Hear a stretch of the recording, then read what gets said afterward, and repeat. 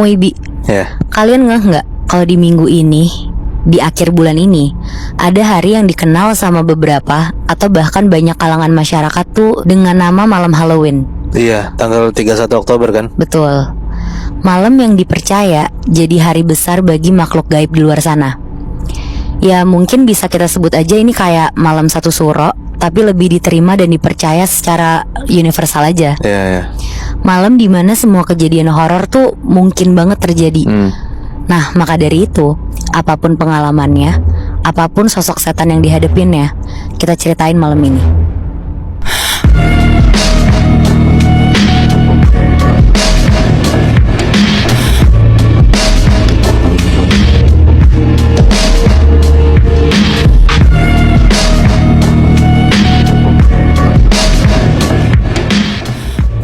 Cerita pembuka malam ini dari gue, Nat, Moy. Iya. Ini cerita dari Ika. Nama si pengirim ini langsung gue samarin karena dia nggak mau disebutin nama aslinya. Ini tentang salah satu kejadian pesugihan yang kebetulan pelakunya ini adalah sepupunya si Ika. Oh. Dan sepupunya ini kita sebut aja namanya Wahyu dan Ayu ya. Oke. Sepasang suami istri dan mereka ini punya anak perempuan.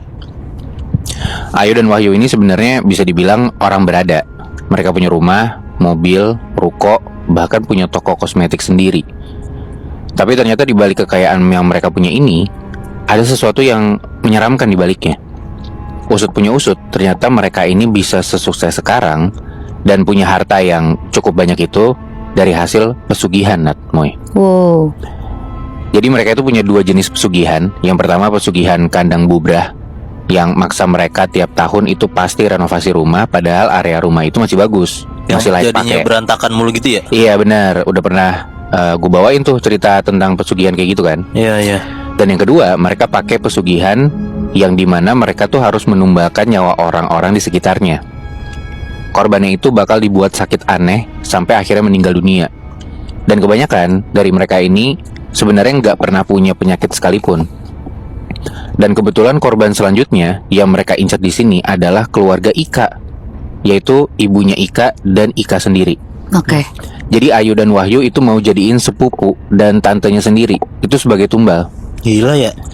Ini kejadiannya di tahun 2015. Jadi awal-awal kejadian si ibunya Ika ini ngeh kalau keluarganya tuh mau dijadiin korban tumbal pesugihan akibat ada satu insiden di mana rumah dia tuh diteror berkali-kali. Teror pertama, ceritanya si ibunya ini baru pulang kerja di waktu maghrib. Awalnya normal, sampai tiba-tiba aura di depan rumahnya itu jadi dingin gitu aja. Dan pas ibunya masuk ke rumah dan mau nutup pintu, di situ dia ngeliat kalau di depan rumah pojok sebelah kiri itu ada sosok perempuan rambutnya panjang, postur tubuhnya tinggi, tapi nggak normal. Oke. Mukanya hancur dan banyak belatungnya, Nat, Moy. Terus lidahnya tuh beneran panjang sampai nyentuh perut gitu. Sosok ini cuma ngeliatin ibunya Ika aja, kayak mau mangsa gitu. Ih. Dan ngeliat kejadian itu, ibunya Ika tuh ya notabene-nya punya sense gitu ya, buat berkomunikasi dengan mata batin. Akhirnya nyari tahu siapa yang ngirim sosok itu. Dan setelah beberapa saat diem, sosok itu akhirnya menjawab sambil cekikikan, bilang, "Keponakanmu," kata gitu. Ibunya Ika awalnya kaget banget dan tanpa pikir panjang, dia langsung lari masuk ke rumah, terus nyiapin garam krosok, daun kelor, dan kunyit parut. Semuanya dicampur, terus langsung disiramin ke semua arah sekitaran rumah, bahkan di tempat si sosok hantu tadi sambil baca doa. Setelah penyiramannya selesai, untungnya sosok ini hilang dan kehidupan akhirnya berjalan normal lagi. Nah ternyata nggak berhenti sampai di situ. Ada satu malam di jam 1 malam gitu ya, pas semua orang tuh udah pada tidur, tiba-tiba Ika denger di kamar ibunya ada suara jeritan lirih kayak orang lagi kena cekek. Ika penasaran dan langsung samperin lah kamar ibunya.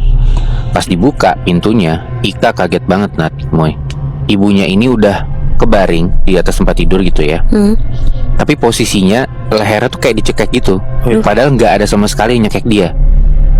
Sambil terus ngerintih kayak orang mau mati gitu, Ika langsung ambil air minum, bacain doa sebisanya gitu ya, terus langsung dikasih ke ibunya. Alhamdulillahnya beberapa saat kemudian ibunya balik normal. Katanya teror kiriman ini tuh udah makin ganas karena sampai-sampai bisa nyekek leher ibunya gitu kan. Iya ya. Dan katanya kali ini yang datang nyekek itu bukan kuntilanak yang dilihat sebelumnya, Natmoy. Sosoknya itu beda. Ini tuh ternyata genderuwo. Wow. Badannya gede, hitam, matanya merah. Lu bayangin. Banyak setannya berarti. Nah, lu bayangin tuh, lu dicekek sama genderuwo segede itu di atas badan lu gitu. Iya, iya.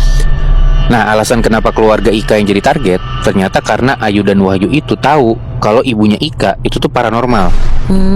Jadi mereka tuh berusaha buat nyingkirin terlebih dahulu biar nggak ada yang ngegagalin upaya pesugihannya mereka. Dan karena Ayu dan Wahyu itu penasaran, apa iya ibunya Ika tuh paranormal yang konon katanya sakti. Akhirnya mereka sampai ngundang Ika sekeluarga buat ikut makan bareng di rumahnya mereka. Jadi Ayu dan Wahyu ngundang Ika sekeluarga beserta ibunya yang ya dikira sakti banget itu datang ke rumah mereka. Oke. Dan pas sampai di rumahnya si Ayu dan Wahyu ini, Ika sekeluarga tuh kaget banget. Karena ternyata si Ayu dan Wahyu itu juga ngundang beberapa orang pinter untuk ngetes ibunya Ika. Anjir. Singkat cerita nih, pas mau mulai makan, semua orang yang ada di situ tuh ikut ngumpul buat doa bersama, termasuk si orang-orang pinter yang diundang. Waktu doa ini lagi berlangsung, si ibunya Ika tuh ngelirik ke salah satu orang pinter dengan tatapan tajam. Tatapan yang bukan kayak dari mata ibunya gitu loh. Nah, si orang pinter ini ngeh. Terus lu tau gak, Nat, Moy? Tiba-tiba badan si orang pinter ini kepanasan. Gara-gara ditatap tajam sama ibunya Ika itu. Mukanya jadi merah. Dan ternyata katanya sosok kodam yang ada di tubuh orang pinter ini tuh bereaksi atau kepancing, bahkan kayak orang mau kesurupan gitu. Padahal ibunya Ika beneran cuman ngelirik tajam doang, nggak ngapa-ngapain. Logikanya orang kalau misalkan lagi berdoa itu tangannya mengadah ke atas kan. Iya. Nah tapi ini enggak. Orang pinter ini justru posisinya tuh duduk, tapi kayak lagi kesurupan. Bahkan sekujur tubuhnya tuh merah padam kayak orang kebakar gitu loh. Dan suaranya kayak macan mau nerkam, ngegerem gitu. Wow. Kayak kesurupan gitu. Orang pinter yang lain tuh jadi pada kaget juga. Beberapa orang pinter yang tadinya ada di depan ibunya Ika tiba-tiba pindah menjauh setelah insiden itu. Dan ternyata kenapa mereka pindah tempat, karena mereka takut kejadian serupa tuh nimpa mereka. Dan kejadiannya gak nyampe situ, Nat, Moy. Bahkan setelah insiden itu, beberapa minggu kemudian, ternyata Ayu dan Wahyu ini ngebawa foto ibunya Ika ke dukun buat dihancurin lah istilahnya. Tapi katanya selalu gagal dari dukun satu ke dukun lainnya. Nggak tahu kok bisa gagal gitu ya, nggak tahu kenapa. Tapi sedikit demi sedikit si Ika ini dapat info kalau intinya si ibunya ini emang akan sulit buat diserang karena sosok yang ngejagain ibunya ini nggak kalah kuat. Ada yang bilang sosok pelindungnya si ibunya Ika ini adalah Nyi Roro Kidul bahkan. Dan yang lebih ngeri lagi, bisa jadi semua teror itu tuh malah jadi bumerang balik ke yang ngirim. Saking kuatnya yang ngelindungin. Dan benar aja setelah hal itu, alhamdulillah teror tuh nggak ada lagi. Tapi ini semua malah pergi ke rumah mertuanya Ayu, alias si ibunya Wahyu. Mertuanya tuh nggak punya sakit apa-apa, sehat-sehat aja. Tapi keesokan harinya tiba-tiba meninggal tanpa sebab. Katanya setelah seminggu mertuanya itu meninggal, tiba-tiba bayangan arwah mertuanya ini datang di mimpi ibunya Ika dan bilang pakai bahasa Sunda sambil nangis, yang kalau diartiin kayak gini. Ya Allah, Cek, saya nggak tahu apa yang terjadi. Saya nggak punya salah, nggak punya dosa ke menantu saya. Kok bisa-bisanya saya dijadiin tumbal? Ya Allah, tega banget. Dan gak lama dari itu, salah satu saudaranya pun ikut nyusul meninggal dengan kejadian yang hampir serupa. Kali ini meninggal pas ngebenerin kabel listrik yang koslet. Tiba-tiba ditarik kenceng karena kaget ngeliat ada kuntilanak duduk di sebelahnya. Teror pesugihan ini merembet sampai ke tetangga, bahkan guru ngaji pun jadi korban. Mereka meninggal secara tiba-tiba tanpa penyakit bawaan, tapi langsung kena komplikasi. Dan itu nyerang cepet banget. Dan semalam sebelum meninggal, mereka tuh ngeliat sosok genderuwo yang sama. Dan yang paling gongnya lagi nih ya, kejadian baru juga di tahun ini, Nat, Moy. Adek dari ibunya Ayu, sebut aja namanya Pak Ari, berarti omnya si Ayu gitu ya. Itu tiba-tiba komplikasi. Paru-parunya bocor, sesek nafas, bahkan lumpuh. Tiba-tiba aja gitu. Tiba-tiba aja. Padahal sehari sebelum sakit, posisinya tuh masih sehat, bahkan masih ketawa-ketawa ngobrol aja kerjaannya. Anjir. Dalam waktu yang tergolong cepat itu, Pak Ari langsung koma di rumah sakit dan nyawanya gak ketolong.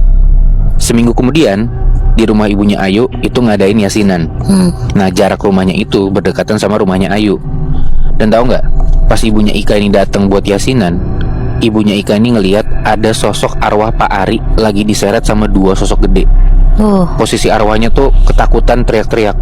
Si arwahnya Pak Ari ini. Ibunya Ika ngelihat arwahnya Pak Ari itu tuh digantung di depan rumahnya Ayu. Dan ternyata di situ udah ada banyak sosok arwah yang digantung dan jadi korban pesugihan mereka juga.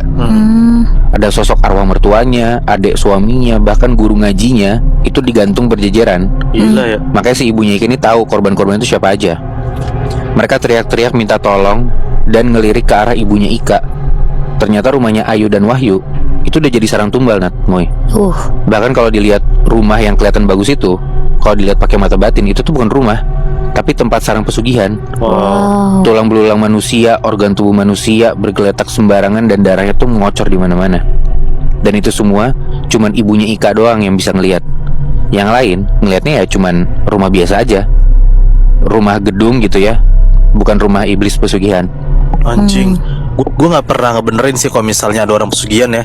Kayak gue denger cerita pesugihan orang lain ditumbalin aja kayak proyek gitu misalnya. Kan kita nggak kenal sama si kuproynya kan. Iya. Itu gue ngerasa ngilu banget gimana ini keluarga sendiri anjing. Bener. Iya bener. Oke, cerita yang gue ceritain ini kejadian sekitar tahun 2017. Oke. Ada satu cowok namanya Akmal. Si Akmal ini baru balik dari daerah Magelang, Jawa Tengah. Nah, setelah balik ke Jakarta lagi dari kampungnya itu di Magelang, dia tuh ngajak nongkrong temen-temennya ke rumahnya. Si Akmal ini kayak bawa oleh-oleh gitu loh, sekalian nongkrong sama temen-temennya. Mereka ini nongkrong bertiga, Akmal, Jordan, sama Oki. Terus si Akmal ngomong, nih oleh-oleh buat kalian. Dan lu tahu apa yang dikeluarin si Akmal?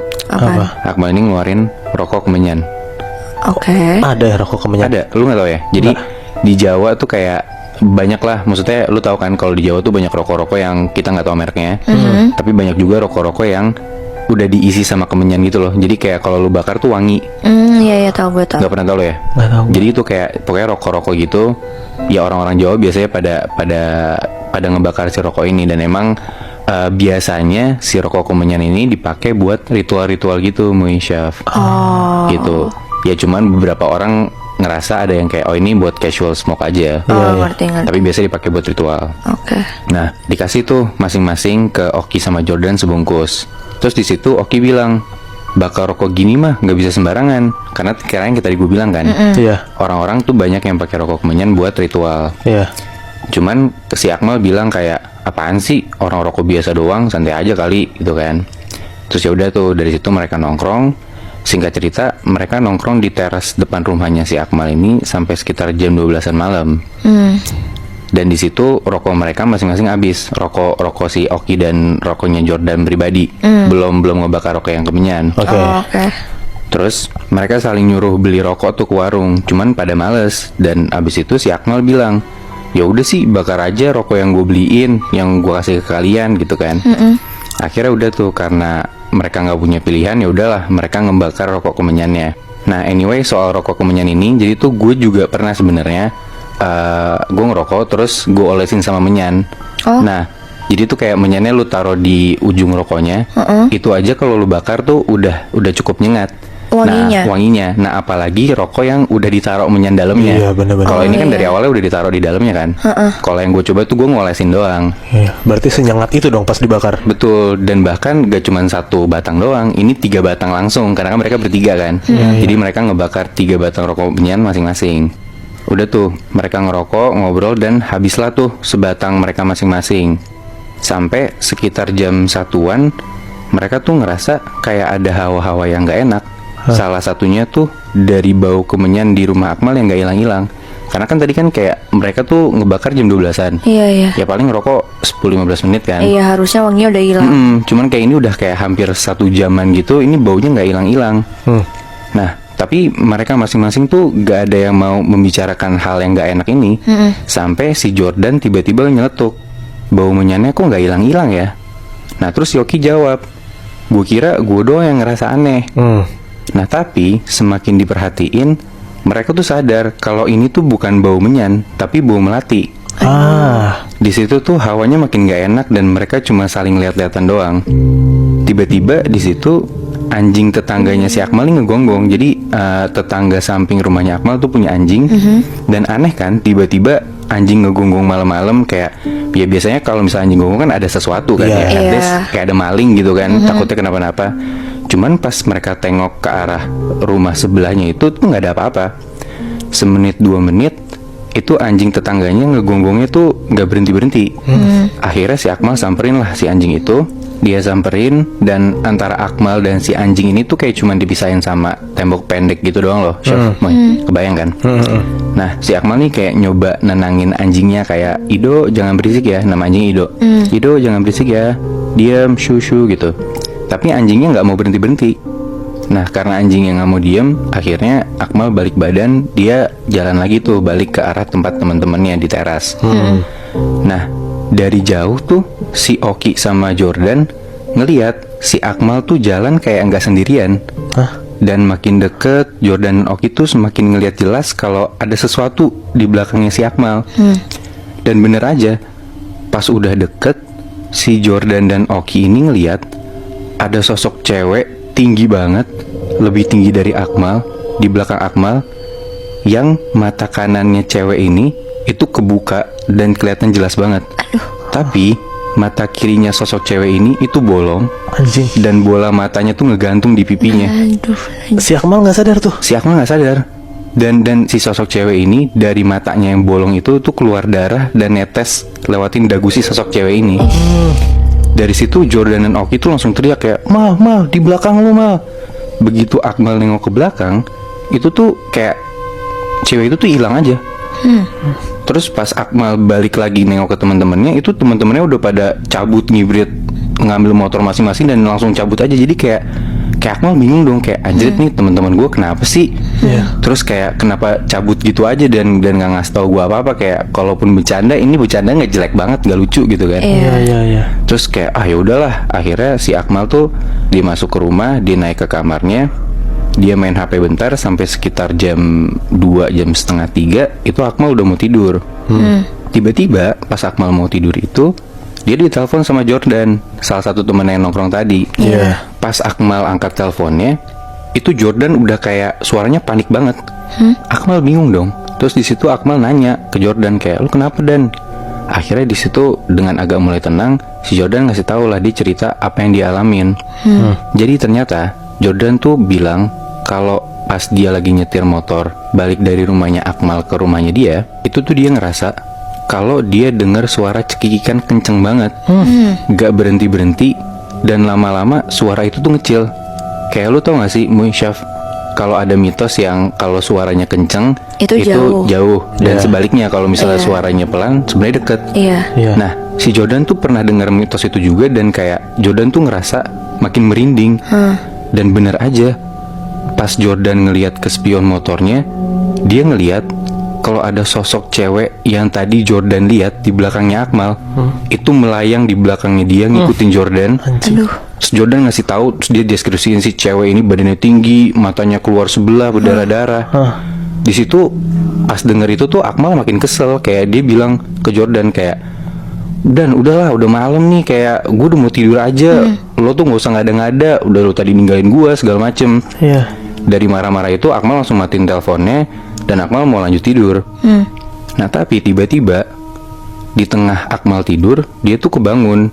Dan ternyata dia kebangun gara-gara dia denger HP-nya bunyi lagi. Dan kali ini ternyata yang nelpon dia itu Oki, temen yang satu lagi. Akmal ngeliat jam di HP-nya dia, itu tuh posisinya kayak udah hampir jam 4 pagi. Pas dia angkat, Oki langsung kayak kedengeran ketakutan gitu, kayak bangsat mal, gue digangguin. Oki tuh cerita di situ kalau misalnya dia tuh abis balik dari rumahnya Akmal, dia nggak tenang dan akhirnya dia coba sholat. Dia sholat malam lah. Tapi pas dia sholat kayak Allahu Akbar, takbir gitu kan, itu tuh si Oki ngerasa kayak ada yang nempok pundaknya gitu dari belakang. Di situ tapi Oki masih ngerasa kayak nggak panik. Dia coba berusaha tenang. Terus dia ruku, dia berdiri lagi, itidal, sami Allahu liman hamidah. Tiba-tiba dari kupingnya si Oki ada yang bisikin, sami Allahu liman hamidah. Dan suaranya suara cewek. Di situ Oki langsung batalin sholatnya, dia loncat ke tempat tidur dan dia langsung nelpon Akmal. Akmal makin bete di situ, kayak, duh udah dong, gue udah cuma pengen tidur, kalian gangguin orang lain aja deh.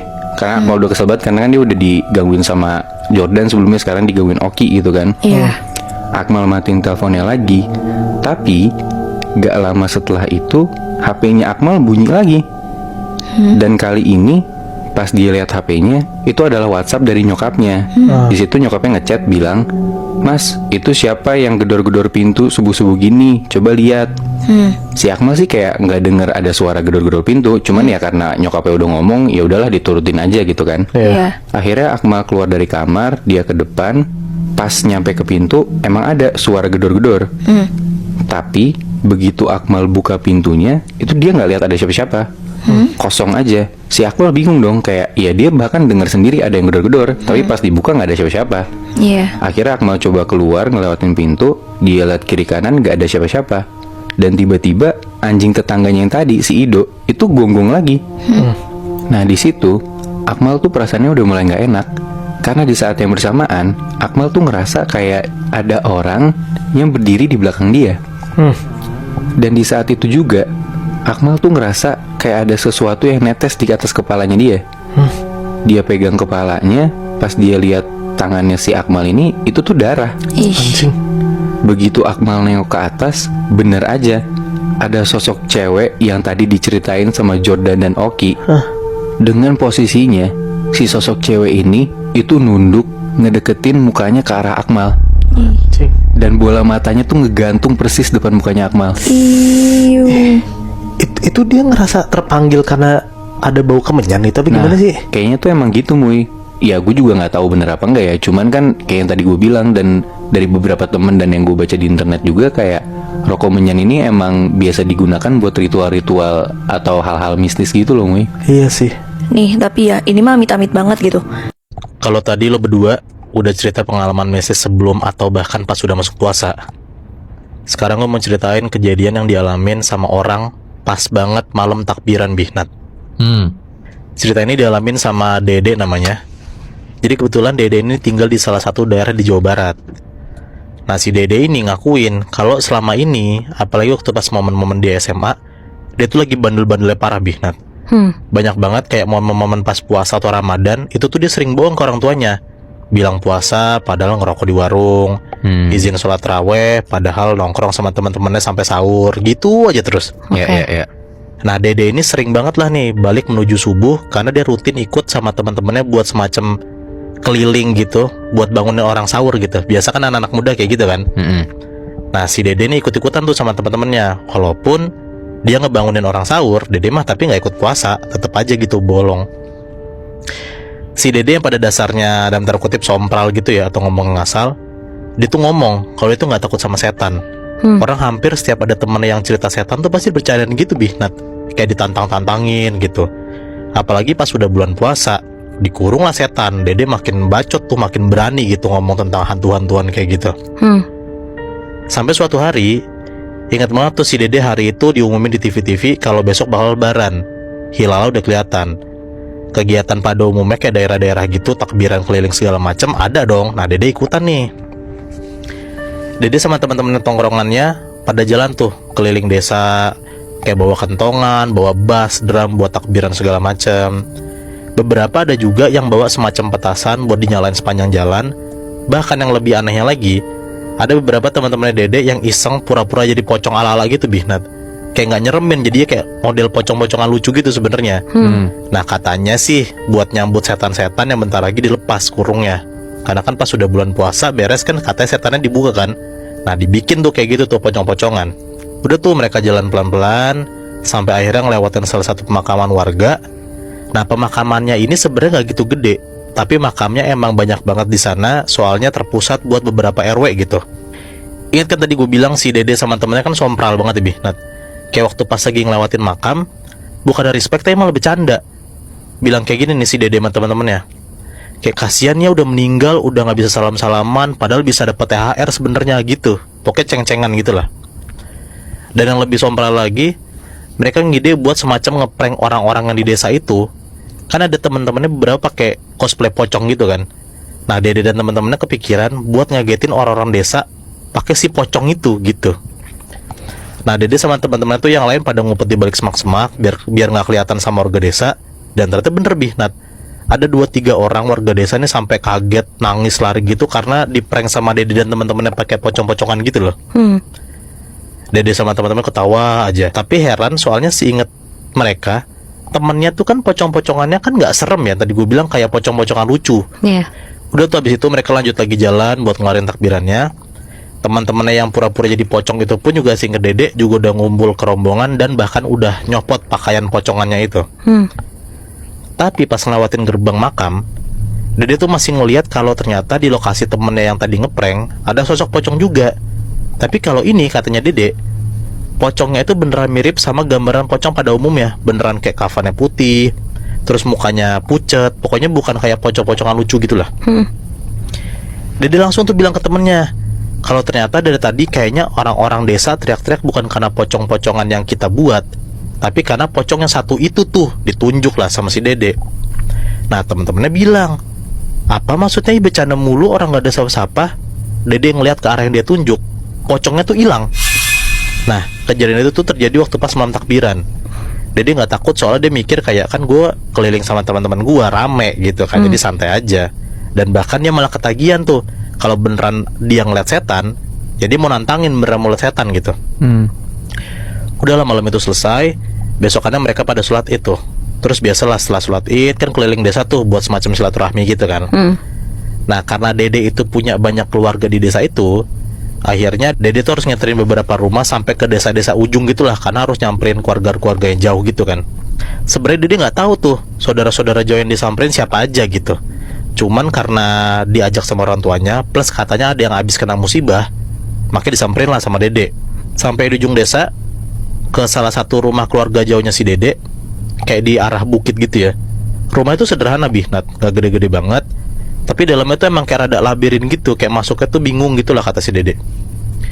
Udah tuh Dede sama keluarganya masuk ke rumah itu, ngobrol-ngobrol, dan di sana katanya cuma ada kayak teteh-teteh satu orang doang, nggak tahu siapa. Dede nggak merhatiin lah soalnya. Nggak lama si Dede kebelet pipis. Dia izin lah nih sama si teteh-teteh ini. Katanya kamar mandinya itu tuh di belakang rumah Bi, Nat, jadi kayak kepisah gitu loh. Yaudahlah, Dede jalan tuh pipis ke sana. Emang pada dasarnya si Dede ini emang orangnya kalau dikasih tahu batu ya. Dia itu bukannya habis pipis langsung balik, tapi malah dia habis pipis malah ngiter-ngiter rumahnya itu Bi, Nat, malah ngeliat-liat rumah. Udah tuh dilihat pelan-pelan sampai akhirnya Dede nemu lah ada satu foto keluarga. Dede kaget banget di situ Bi, Nat, karena kata Dede, dia ngeliat di foto itu ada salah satu foto keluarga saudaranya Dede ini, mukanya tuh kayak pocong semalam. Wow. Aneh banget kan? Nah, nggak cuman itu, di salah satu pintu lorong rumah yang Dede samperin ini, di saudara jauhnya ini, kebuka dikit tuh. Pas Dede ngintip, ternyata orang itu tuh lagi duduk di pinggiran kasur ngeliatin ke arah luar. Mukanya masih sama Bi, Nat, pucet, dingin gitu. Jadi kayak si Dede tuh ngeliat ada kayak pocong-pocongan semalam, itu ada di foto, dan Dede lihat sekarang di rumah itu beneran ada gitu. Si Dede langsung kayak punten-punten gitulah ke si orang ini gitu. Terus karena ketahuan lagi ngintip ke kamar si orang ini, si Dede akhirnya kayak ngajak ngobrol nih. Ini orang ini cowok ya BTW. Ditanyalah sama si Dede, malah bercanda, semalam kita ketemu di makam bawah ya, serem pisan gitu. Karena kan si Dede mikirnya ini dia salah satu orang yang ikut pocong-pocongan gitu kan. Tapi kali ini dijawab sama si cowok itu, bahkan Dede sempat ngobrol kata Bi, Nat. Pas asik ngobrol, dari arah ruang tamu dipanggil tuh Dede sama orang tuanya buat balik. Udahlah, si Dede balik karena tadinya mau kayak nyekar ke makam gitu. Cabutlah nih Dede sama keluarganya nyekar nih ke makam. Pas di jalan pulang, di jalan ke arah mau ke makam, ditanyalah sama sepupunya Dede, tadi berdiri ngapain sendirian. Dede bilang kalau dia tuh lagi ngobrol sama cowok saudaranya. Tapi sepupunya tuh malah bilang kayak, ih ngasal ayah-ayah wae gitu. Nah, nggak tahu tuh maksudnya apa, tapi kayak udahlah diemin aja gitu Dede. Singkat cerita, akhirnya udah sore, Dede sampai makam. Nah, kebetulan pas lagi sampai sana, dia tuh ngeliat ada beberapa tukang gali kubur lagi nyangkul tanah gitu Bi, Nat. Tandanya berarti ada orang meninggal dan mau dimakamin dong kalau kayak gitu. Iya. Disamperin lah sama Dede orang ini. Ditanya lah kayak, itu siapa yang meninggal? Nah, kata si tukang gali kubur ini, katanya ada anak dari warga RW atas bukit yang katanya baru meninggal. Dede kaget soalnya kan pas tadi dia OTW itu nggak ada bendera kuning. Berarti Dede sadar, oh mungkin ini 10-15 menit kemudian baru dikabarin kalau ada orang meninggal. Dan itu kebetulan pas Dede sama keluarga lagi jalan menuju makam. Baru banget beberapa menit selesai ziarah, Binat, tiba-tiba dari toa masjid kedengeran pengumuman ada orang meninggal bener. Dan bikin kaget si Dede, ternyata yang diumumin orang meninggal itu adalah anak cowok dari rumah keluarga jauhnya yang sempat dia samperin. Jadi ternyata teteh-teteh tadi, saudara jauhnya si Dede ini, itu tuh emang lagi di rumah sendirian karena keluarga lagi pada pergi ke rumah sakit soal anak cowoknya itu kritis gara-gara kecelakaan pas malam takbiran.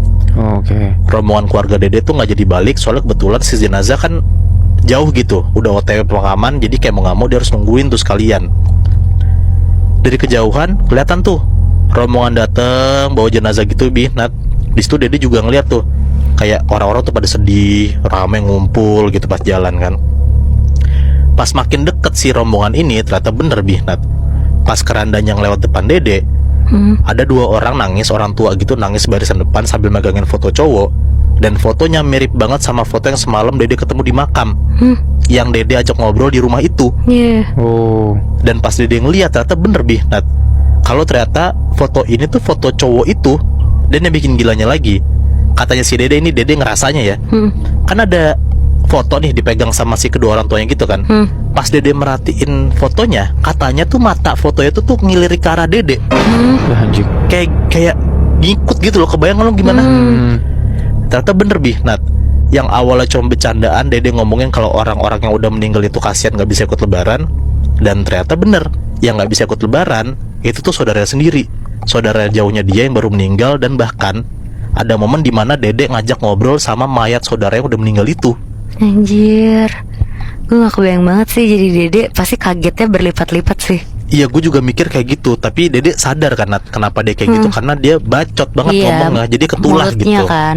Iya emang dari awalnya yang dia itu tuh parah banget kan, tadi lu bilang kalau lagi puasa nggak pernah ikutan puasa Iya, gitu kan. iya.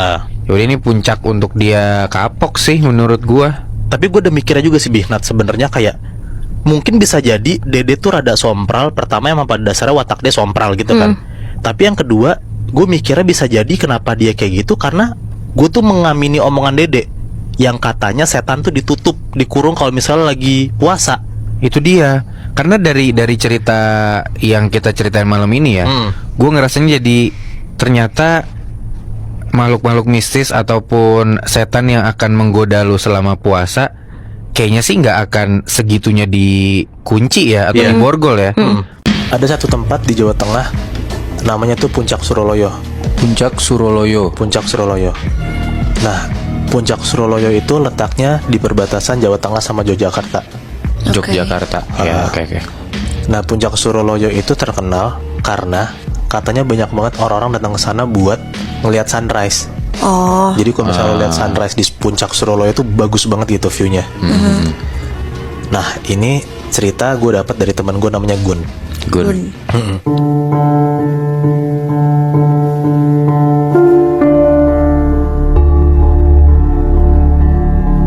Waktu itu Gun tuh pergi sama ceweknya dan keluarganya Gun pergi ke Jogja buat nikahan saudaranya Gun. Gue lupa harinya tuh hari apa, cuman ibarat kata dia tuh kawinannya hari Minggu, tapi dia datang tuh dari hari Kamis. Oke. Nah, kayak 2 hari duluan sebelum nikahan buat liburan dulu. Gitu, dia nyempetin waktu lah buat sekalian ke Jogja jalan-jalan kan. Nah, di sana dia diajakin tuh liburan sama saudaranya Gun. Oke. Namanya Amrul. Nah, jadi Gun, Amrul sama ceweknya Gun namanya Alika pergilah bertiga. Si Amrul ini orang sana. Iya, orang sana, emang tinggal di Jogja. Diajakin ke Puncak Suroloyo. Nah, karena dari rumahnya si Amrul ini ke Puncak Suroloyo itu kayak jauh banget. Jadi dia tuh berangkat kira-kira jam 2 pagi gitu. Oke. Si Amrul nyetir sendiri naik motor, si Gun sama Alika naik motor. Jadi ada 2 motor. Pergi ke sana jam 2 dengan harapan kayak 4:30 udah nyampe lah di sana kan. Karena kan sunrise jam 5-an tuh. Iya. Nah, by the way, Amrul tuh punya six sense. Oke. Gitu. Jadi dia bilang lah sama Gun sama Alika, boleh ke sana kita malam-malam, ayo. Tapi kamu jangan ada rasa nggak berani atau takut ya. Gitu. Nah, Gun sama Alika tuh kayak ya udahlah gue ikutan aja lah kata Amrul gitu. Jadi mereka oh ya udah iya gitu. Tapi kalau dikasih tahu kayak gitu malah jadi takut kan? Iya, jadi kayak mereka sadar kesannya, aduh ada apa nih gitu Iya. kan. Iya. Tapi mereka ya udah aja lah Oke, gitu. sip. Nah mereka jalan ke sana kan. Nah sampai sana kebetulan banget ternyata nggak banyak orang sama sekali. Bener-bener rombongannya cuma satu rombongan doang. Si Amrul, Gun sama Alika doang di sana. Oh berarti kosong bukan sepi? Kosong banget. Oke. Dan pas udah nyampe sana, si Amrul tuh bilang, emang kalau misalnya kesini pasti kalian tuh bakalan banyak banget dapat pemandangan sesajen. Oke. Oh, Gitu. Di puncak Suroloyo itu? Iya di puncak Suroloyo Oh, itu. oke. Nah jadi Amrul bilang, kalau misalnya ketemu sesajen jangan diacak-acak ya gitu. Kalau misalnya nggak berani pun jangan dilirik, apalagi jangan ngelihat ke atas ke pohon-pohon. Oke. Mereka ngiyain lah tuh omongan si Amrul. Nah mereka nyampe lah tuh di puncak Suroloyo sekitar jam 4:30 lah gitu. Oke. Nah ternyata bener pas udah nyampe tempat tuh gelap banget gitu loh. Ditambah lagi si Amrul bilang ada masalah-masalah sesajen, ada masalah jangan takut segala macem. Iya. Jadi tuh mereka kayak rada deg-degan lah gitu di sana. Dan pas mereka nyampe, jadi gua gambarin pemandangannya dulu ya, kayak letaknya dulu. Jadi di puncak Suroloyo itu ada 2 tangga buat naik ke atas, Oke. kepisah gitu. Nah tangga ke kanan itu tuh buat lo lihat sunrise-nya. Kalau misalnya lo naik ke kiri, ke tangga kiri, lo bakal temuin kayak satu pohon gede dan itu tuh banyak banget sesajennya. Oke. Gitu. Nah, si Amrul ini pertama ngajakin ke tempat sesajen dulu gitu. Tapi Gun sama ceweknya takut gitu kan. Gun bilang lah, "Rul, lihat sunrise aja kan, kita di sini mau lihat sunrise gitu." Terus ya udahlah, pas nyampe jam 5 di sana dia naik ke atas, ternyata mereka tuh nggak lihat sunrise sama sekali. Karena kebetulan habis hujan. Jadi kayak ketutupan kabut gitu. Iya. Nah, pas mereka udah naik ke atas, naik tangga jauh gitu nggak dapet sunrise, kan mereka kayak ya udah ngapain kita kesini gitu kan. Ya udah kita turun aja lah buru-buru gitu kata Gun. Nah, si Amrul bilang, "Kan kalian kan nggak dapet sunrise. Ya udah apa enggak kita ke tempat sesajen aja. Setidaknya kalian nyampe puncak Suroloyo tuh dapat cerita lah ke sini gitu." Dapat sesuatu gitu ya? Iya, dapat sesuatu lah. Akhirnya mereka mengiyakan buat datang ke tangga kiri, nyamperin si pohon yang ada sesajennya banyak itu. Oke. Nah mereka nyampe ke sana bener, pemandangannya bener jelas gitu, ada pohon gede, ada banyak sesajen di bawah pohonnya. Nah terus Amrul bilang, ingetin lagi tuh yang tadi kayak gue bilang, kalau misalnya kalian lihat sesajen jangan pernah pegang-pegang, apalagi kalian pindah-pindahin. Iya. Gitu. Si Gun sama si Alika ya udah gitu mengiyakan lagi. Nah akhirnya mereka mutusin lagi tuh buat turun, karena kan mereka udah lihat sesajen kan, udah lihat pohon gede, ya udah gitu kan, mereka ngapain lagi di sana kan. Iya. Mereka mutusin buat turun. Begitu mereka turun, Amrul sama Alika tuh turun duluan, si Gun tuh ternyata masih ketinggalan di belakang. Oh. Ternyata pas ditengok sama Alika sama Amrul, Gun tuh bengong. Bengong liatin si pohonnya. Gitu. Nah terus karena si Alika sama si Amrul tuh sadar Gun bengong kayak nyangkut dan terkutip di sana, si Alika bilang lah, Mas, itu Gun bengong mas, coba samperin mas, tegur dulu mas gitu. Nah akhirnya si Amrul nyamperin lah ke Gun.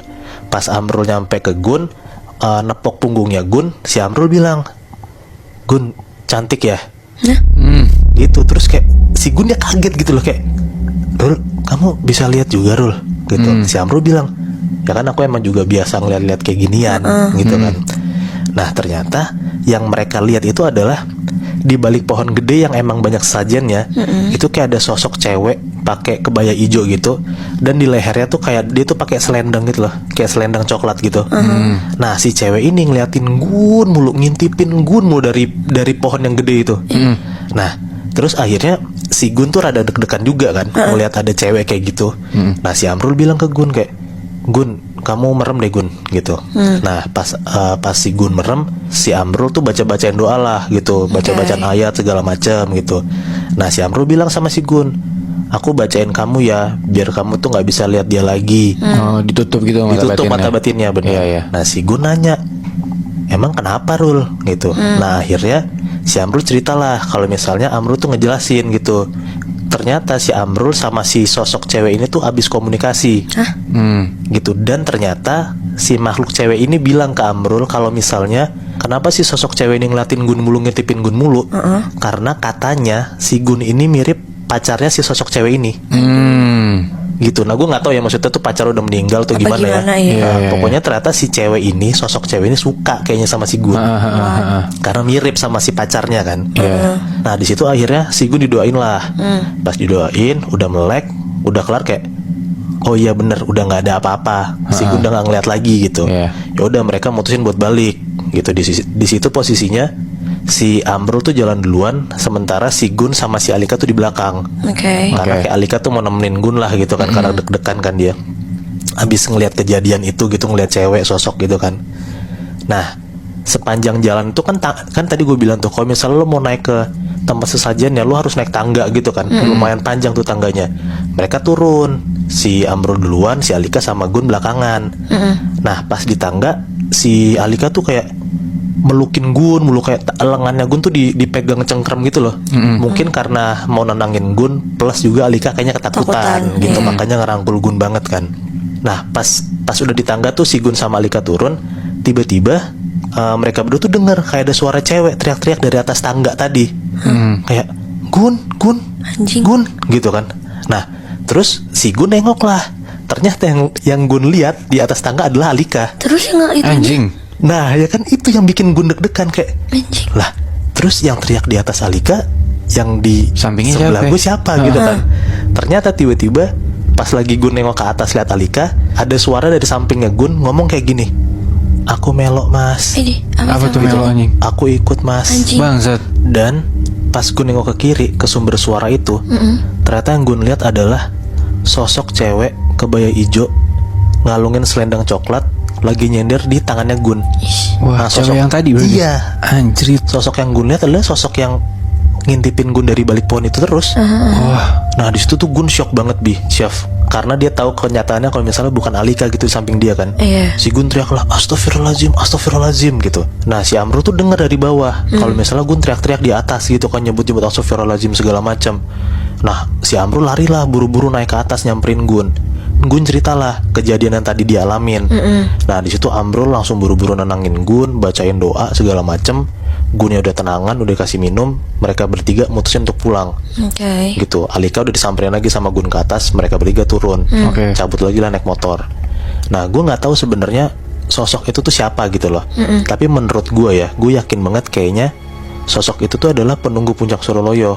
Oke. Dan gue yakin sih beberapa orang yang pernah kesana pasti pernah lihat sosok cewek ini, bukan cuman Gun, Amrul dan Alika doang. Nah cerita Gun ngelihat si sosok cewek ini tuh nggak berhenti sampai sini aja. Oh, oke. Singkat cerita, sampailah di hari Minggu di pernikahan saudaranya Gun kan. Nah jadi selama di sana mereka di hotel kan. Nah si Gun sama Alika tuh beda kamar nginepnya. Iya. Gun sendiri, si Alika tidurnya sama nyokapnya Gun. Oh, oke. Gitu, jadi siap-siapnya beda kamar dong. Iya. Nah Gun udah siap-siap, udah beres, Gun turun ke lobi. Ke lobi hotel nungguin si Alika sama nyokapnya kan. Nah nyokapnya udah turun tuh di tangga. Si Gun nanyalah ke nyokapnya kan, Mah, Alika mana? Gitu. Nah pas banget pas Gun nanya kayak gitu, Alika turun juga dari tangga. Si nyokapnya Gun bilang, itu Alika di belakang gitu. Nah pas Gun lihat Alika udah beres siap-siap, Alika udah turun dari tangga, ternyata hari itu Alika tuh pakai kebaya ijo sambil ngalungin selendang batik coklat. Anjing. Dan itu tuh kebayanya dan selendangnya persis banget kayak sosok cewek yang nyender sama Gun di puncak Suroloyo tadi. Kok bisa Anjrit. sih anjing? Anjrit. Kok bisa kayak gitu sih? Itu makanya kayak gue nggak tahu itu Lu nggak tahu? apa. Maksudnya lu nggak tahu juga itu kenapa bisa Nggak mirip tahu. gitu? Makanya gue juga nggak tahu Chef, kayak itu suatu kebetulan atau itu kayak tanda kalau misalnya ternyata si sosok cewek ini masih Ngikutin bisa aja Gun. kan? Iya gue masih nggak Oke. tahu. Tapi Alika ngelihat nggak sebelumnya yang cewek itu? Enggak. Anjrit. Itu serem sih. Anjrit. Iya si Amrul kan ngelihat karena punya sixth sense. Iya. Nah si Gun tuh bisa ngeliat si cewek ini mungkin menurut gua karena si cewek itu emang mau nampakin biar Gun lihat ada si sosok cewek ini depan dia. Oh. Tapi si Alikanya sendiri nggak ngelihat kan? Nggak ngeliat. Tapi dia bisa pakai kebaya yang sama cewek ini, bahkan Itu. selendangnya juga. Itu dia Bi. Anjrit. Pasti kalian udah sering banget kan dengar kalau ke pantai selatan tuh nggak boleh pakai baju hijau. Iya. Iya. Tapi gue yakin pamali di pantai tuh nggak cuma itu doang. Karena cerita yang mau gue ceritain malam ini berhubungan sama pamali yang nggak ada hubungannya sama pakai baju hijau. Tapi kejadiannya masih di pantai selatan.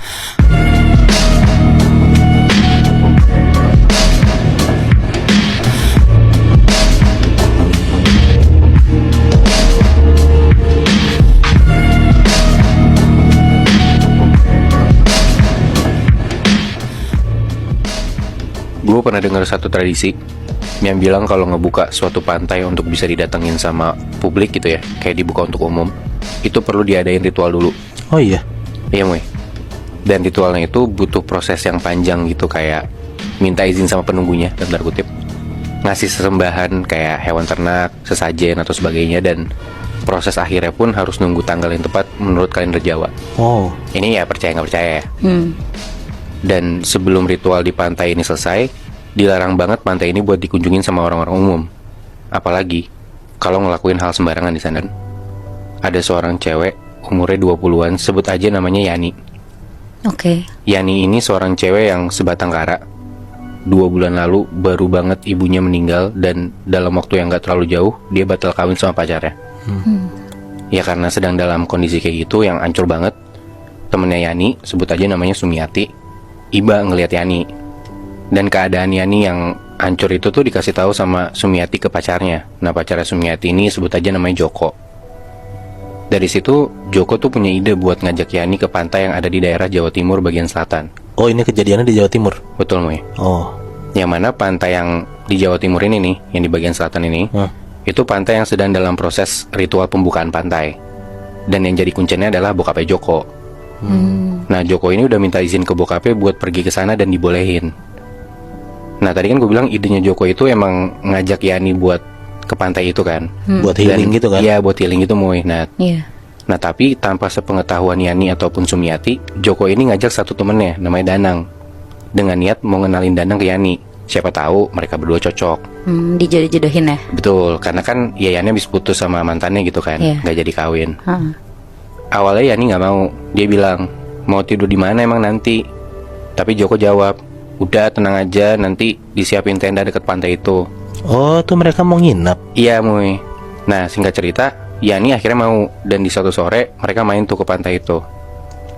Selama di pantai tuh Yani sering banget bengong. Ya mungkin masih kepikiran nyokap dan mantannya kali ya.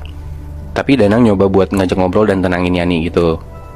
Sampai akhirnya malam mereka bakar-bakaran di pinggir pantai itu, yang padahal nggak minum alkohol sama sekali. Tapi Yani tuh ngerasa badannya nggak enak dan kepalanya Yani tuh rada pusing. Yani tidur duluan ke tenda. Nggak lama disusul sama Sumiati. Tapi di tengah malam, tiba-tiba Yani ngerasa kalau tubuh dia tuh kayak digerayangin gitu loh, Moy. Nah, dan ternyata Danang tiba-tiba masuk ke tendanya si Yani. Gila. Tapi entah kenapa Yani pun gak bisa gerakin badannya, Moy. Nat. Dan terjadilah Yani dan Danang ngelakuin hubungan seks di tenda dekat pantai itu. Dan dua temennya nggak tahu.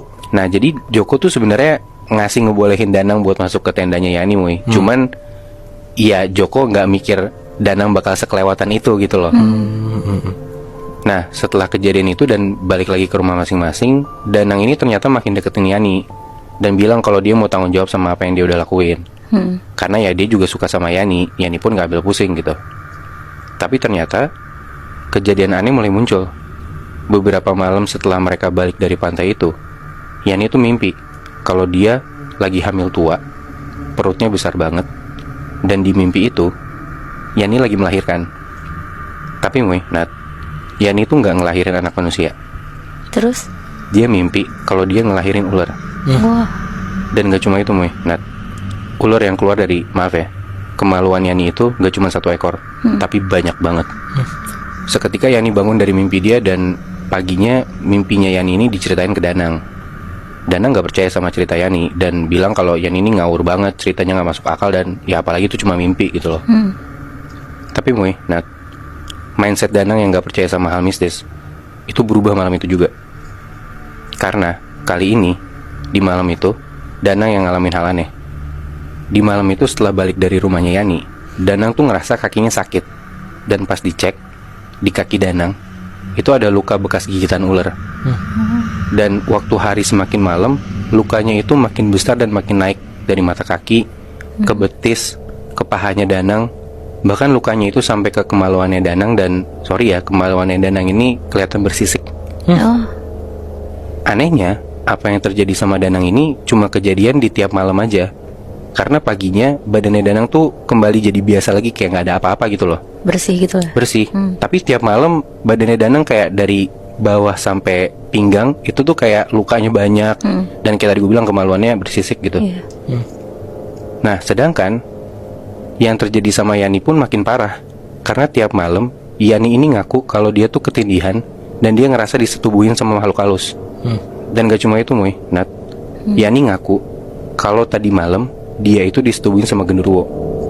Tapi 2 malam sebelumnya Yani ngaku kalau dia ketindihan dan disetubuhin sama makhluk yang bentuknya kayak kakek-kakek tua tapi bertanduk.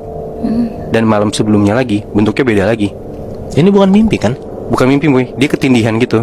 Tapi tiap malam makhluk yang nindihin dan nyetubuhin Yani itu beda-beda. Danang dan Yani nyeritain hal ini ke Joko akhirnya, dan Joko marah banget di situ. Karena Joko ngenalin Danang ke Yani tuh baik-baik sebenarnya, kayak yang tadi gue bilang. Ya Joko ngebolehin Danang buat masuk ke tenda Yani, tapi ya udah nemenin aja gitu. Takutnya kan karena Yani juga nggak enak badan, kalau kenapa-napa bisa ditolongin gitu kan. Iya. Tapi ternyata ya Danang nggak bisa dipercaya gitu loh. Dan Joko juga baru tahu kalau misalnya Danang tuh nyetubuhin Yani di malam itu. Karena Joko dengar cerita ini gitu. Makanya marah banget ya. Dan di situ Joko tuh panik banget, karena kalau sampai bokapnya Joko tahu, Joko bisa habis banget Moy, Nat. Akhirnya rahasia tentang Danang dan Yani yang ngelakuin hal itu di pantai dan hal-hal aneh yang mereka alamin setelahnya itu mereka keep berempat. Si Danang, Joko, Yani sama Sumiati. Tapi sampai akhirnya Danang harus ngakuin perbuatannya dia sama Yani tuh ke orang tuanya Danang. Kenapa? Karena di suatu pagi Danang ini nggak bisa bangun, badannya nggak bisa digerakin sama sekali, dan dari bagian perut ke bawah gak bisa gerak dan gak berasa apa-apa Moy. Nah, karena udah ngaku kayak gitu, akhirnya orang tuanya Danang ngebawa Danang ke rumahnya Joko. Dikasih tau lah semua yang Danang udah lakuin itu ke orang tuanya Joko. Dan setelah itu abislah Joko. Bokapnya Joko marah banget di situ Moy. Nah, karena ya yang tadi gue bilang, pantai itu harusnya dijaga banget. Karena lagi proses pembukaan kan. Iya. Bahkan orang umum juga nggak boleh ke sana. Joko dibolehin sama bokapnya karena ya bokapnya tadinya percaya sama Joko nggak bakal macem-macem. Tapi ternyata ulah Danang dan Yani ini yang kelewatan. Di situ Joko disuruh pergi ke rumahnya Yani. Bokapnya Joko nyuruh buat Yani disuruh bawa ke sinilah. Tapi waktu Joko nyamperin ke rumahnya Yani ini nggak mau keluar rumah Moy. Nat. Kenapa? Karena pas dipanggil-panggilin, ya Yani tuh bilang nggak mau keluar kamar gitu loh. Nah tapi karena si Joko ini takut diomelin sama bokapnya, akhirnya dia dobrak tuh kamarnya Yani.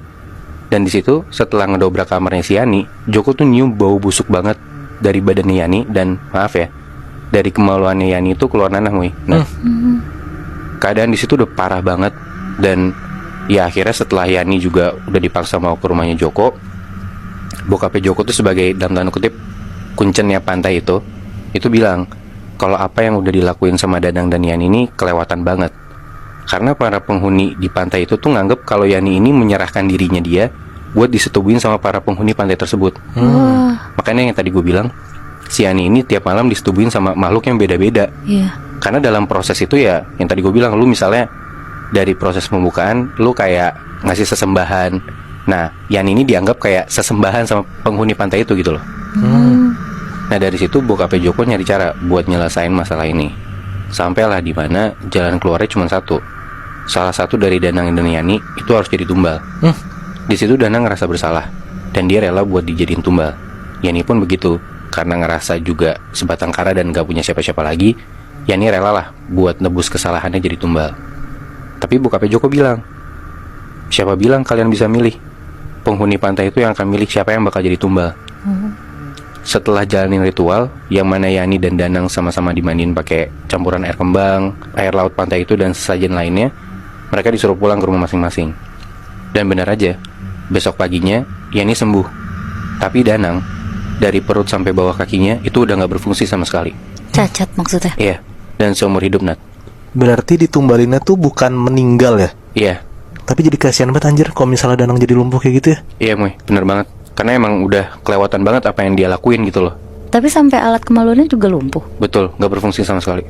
Oh berarti itu bayaran dari apa yang dia lakuin waktu di pantai itu kali ya Bi? Bener banget. Nat, Moy, Ya. gue udah cerita tentang satu orang cewek, anak kecil, yang dari kecil dia udah dijadiin tumbal. Hah? Kok bisa? Itu dia, sampai akhirnya si cewek ini dimasukin ke dalam satu pesantren. Oke. Ini cerita udah gue catat di dalam catatan gue ya. Jadi kita sebut aja nama si anak cewek ini Ria. Dia ini anak tunggal dan dia tinggalnya di daerah Jawa Tengah. Nah, Ria tuh emang dari kecil udah sering sakit-sakitan gitu Nat, Moy. Jadi cerita ini nih berawal dari Ria umurnya 10 tahun, sekitar kelas 4 SD lah. Waktu itu ayahnya Ria ini kerja di satu hotel di dekat rumahnya. Terus ibunya juga kerja masak-masak di hotel itu. Dan gara-gara orang tuanya kerja di hotel yang sama, akhirnya Ria seringlah main ke hotel itu dan main sama anak yang punya hotel. Nah, Ria juga sering banget dikasih baju sama makanan dari hotel itu. Ya udah mungkin udah deket kayak keluarga gitu kali ya. Ada satu waktu nih, sekitar jam 9-an malam, Ria tuh nangis-nangis. Dan dia minta pindah dari rumah tempat dia tinggal. Dan di malam itu, gak cuman sekali nih Ria nangis. Dia tuh nangis berkali-kali. Nangis, berhenti, begitu terus sampai jam 3 pagi. Barulah Ria ini bisa tidur di jam 3 pagi itu. Kayak orang tantrum gitu ya. Iya. Nah cuman anehnya, setiap Ria ini bangun, dia tuh gak pernah inget apa-apa yang terjadi. Jadi kayak dia tuh setelah bangun, dia gak tahu tadi malam kenapa. Padahal orang-orang tahu kalau dia tuh kalau malam-malam tantrum, nangis-nangis segala macem, dan itu berlangsung selama 7 hari Nat. Tiap hari tuh, tiap malam dia kayak gitu. Nah, cuman ya setelah pagi, setelah dia tuh udah lupa dengan apa yang terjadi tadi malam, dia kayak biasa aja normal, main-main sebagaimana anak kecil biasanya gitu. Kayak seakan-akan dia juga nggak tahu apa yang terjadi tadi malam. Karena orang-orang di rumahnya itu menganggap Ria ini dalam tanda kutip sakit gitu ya. Jadi nggak diizinin sama orang tuanya buat sekolah dulu. Ya udah lu kayak ya dibawa ke puskesmas lah. Dibawa ke puskesmas kayak iya coba diobatin. Cuman ternyata nggak sembuh-sembuh, malah makin parah. Nah Ria ini tuh sampai setelahnya dibawa ke orang-orang pinter gitu. Dan itu sampai 10 kali Nat. Dan nggak sembuh-sembuh juga. Akhirnya Ria dibawalah ke kota tempat kakeknya tinggal. Nah, di situ tuh orang pinternya bilang kalau ternyata Ria ini tuh mau dijadiin tumbal dan yang dalam tanda kutip nempatin badannya si Ria ini itu adalah buto ijo. Buset. Yang badannya gede, ya serem lah pokoknya. Dan yang ngirimin si buto ijo ini adalah si pemilik hotel ternyata. Oh, gitu. Berarti tuh si Ria itu mau ditumbalin sama si pemilik hotelnya. Bener. Anjing. Kasian banget ya. Kasian kan? Nah, orang pinter ini tuh nyuruh buat semua baju yang dikasih sama pemilik hotel ke Ria itu harus dibuang ke laut. Dan bokapnya Ria ini di rumah harus tidur di luar rumahnya sebagai ritual lah. Udah tuh, setelah dikasih solusi kayak gitu, ternyata untungnya berhasil. Dan orang tuanya Ria udah gak kerja lagi di hotel itu. Udah tuh, Ria untungnya gak pernah kumat lagi. Nah tapi, justru kalau Ria pergi ke tempat-tempat yang angker, dia tuh gampang banget kerasukan Nat, Oh jadi sensitif gitu ya. Sama kayak tadi cerita lu Nat. Jadi setelah dia dapat serangan-serangan atau teror-teror itu, dia malah jadi sensitif, gampang kerasukan. Mungkin bisa ngelihat juga makhluk-makhluk halus gitu. Nah singkat cerita nih, setelah lulus SD, Ria itu dimasukin ke pesantren sama orang tuanya. Dan ternyata pesantrennya ini angker.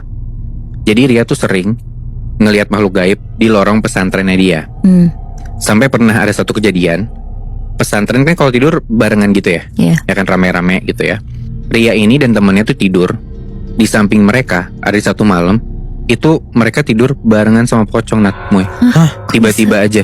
Itu dia juga nggak tahu. Mungkin karena emang pesantrennya angker kali ya. Dan pocong ini mukanya hancur banget, sehancur itu.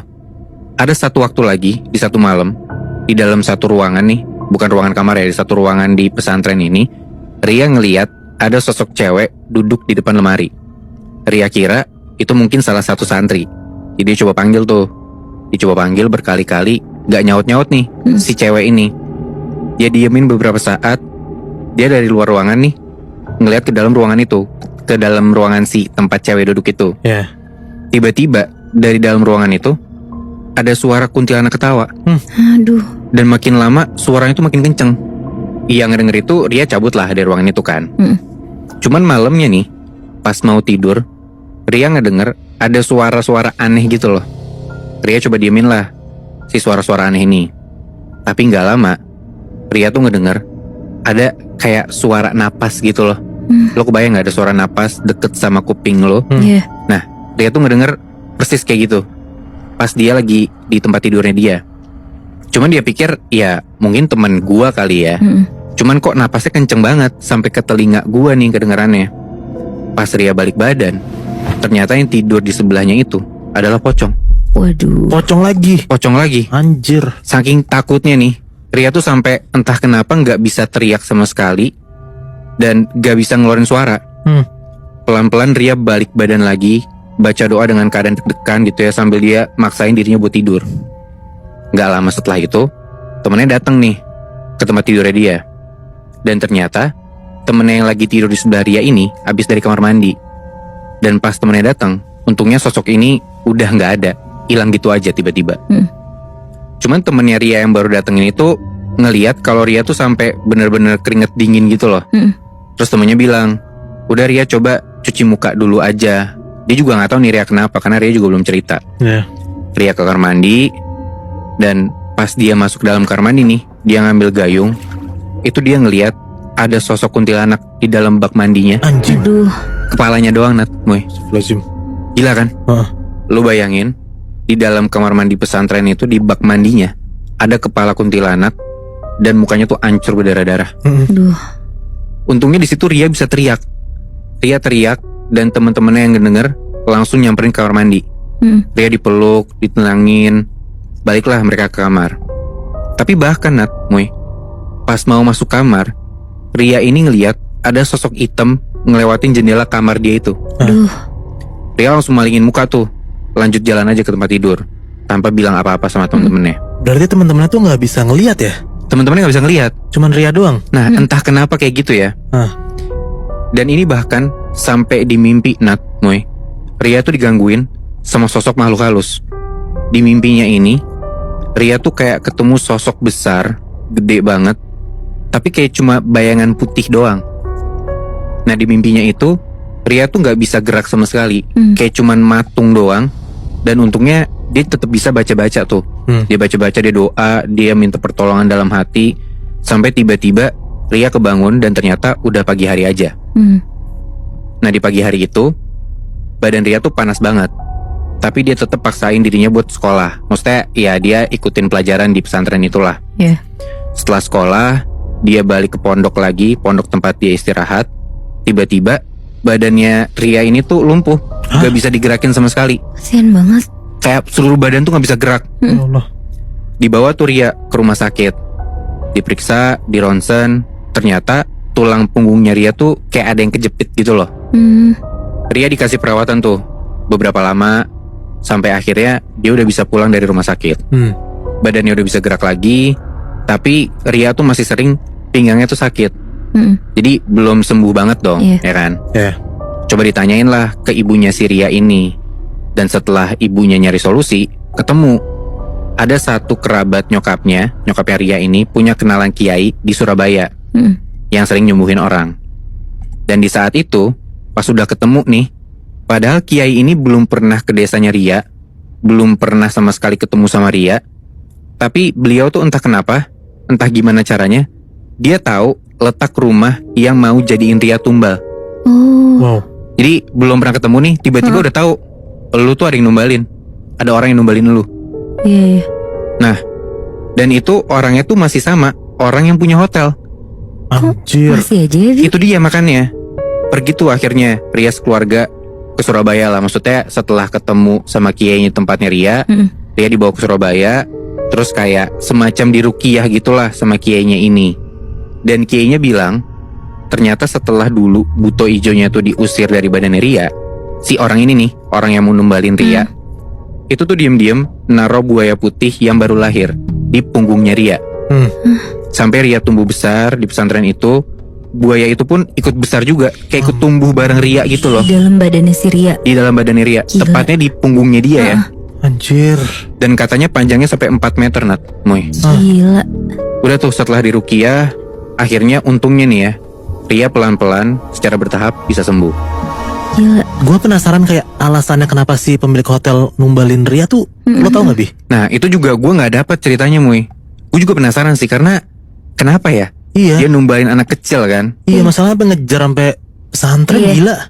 Dan akhirnya si buaya putih itu tuh keluar gak sih, Bi? Dari badannya si Ria? Untungnya iya, karena Bisa. pelan-pelan dari cerita yang gue dapet ya, pelan-pelan Ria bisa sembuh sih. Oh, Bagus lah. kasian banget sumpah. Ah.